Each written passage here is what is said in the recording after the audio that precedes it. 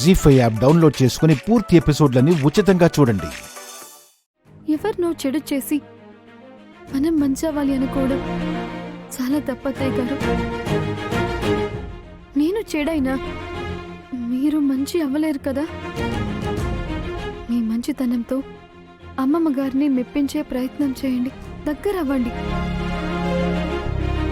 అంతేకాని ఇలాంటి ప్రయత్నాలు చేయకండి అత్తయ్య గారు, ప్లీజ్.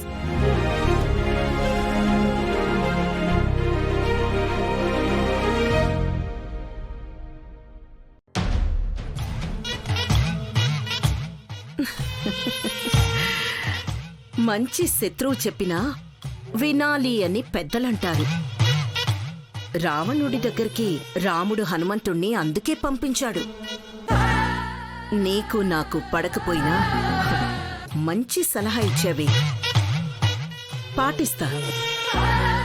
ఖచ్చితంగా అత్తయ్య గారి దగ్గర నా పరపతి పెంచుకుంటా. మంచితోనే మెప్పిస్తాను. తిరిగి నా అధికారాలు దక్కించుకుంటాను. నిన్ను పెద్దావిడికే కాదు, ఈ ఇంటికి నిన్ను దూరం చేస్తాను.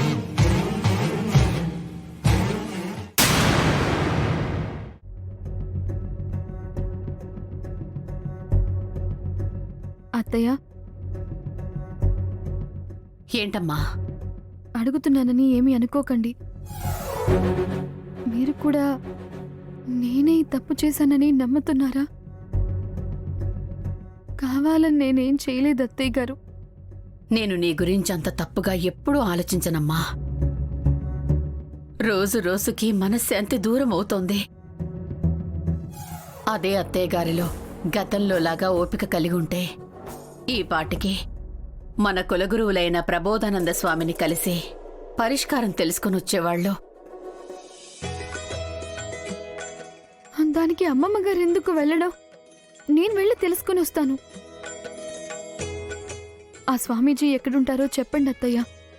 అదంత తేలికైన పని అయితే ఎవరో ఒకరు ఎప్పుడో వెళ్లేవాళ్ళం కదమ్మా. స్వామి ప్రసన్నం అవుతేనే దారి చూపిస్తారు, దర్శనమిప్పిస్తారు. అత్తయ్య గారికి దక్కిన భాగ్యం మళ్ళీ ఇంతవరకు ఎవ్వరికీ దక్కలేదమ్మా. ప్రయత్నం తప్పు కాదు కదత్తయ్య. మీరు చెప్పండి, ఎంత కష్టమైనా నేను వెళ్ళొస్తాను. చెప్పండి అత్తయ్య. ఉత్తరాన ఉన్న దట్టమైన అడవిలో భూగర్భ గుహలో నిరంతరం యోగనిద్రలో ఉంటారు. దారి సులువు కాదమ్మా, దర్శనం అంత తేలిక కాదు. ప్రయత్నం తప్పు కాదు కదా అత్తయ్య.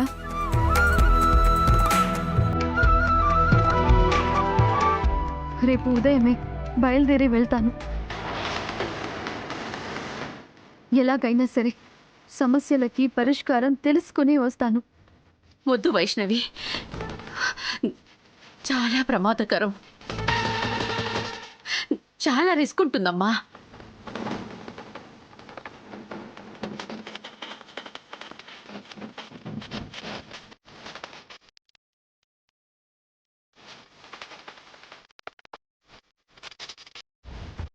మన కుటుంబం క్షేమం కోసం ఎంత రిస్క్ అయినా నేను ఫేస్ చేస్తాను అత్తయ్య.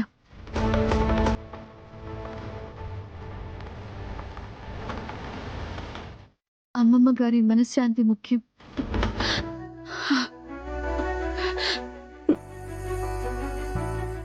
ఈ ఇంట్లో ప్రశాంతత అవసరం.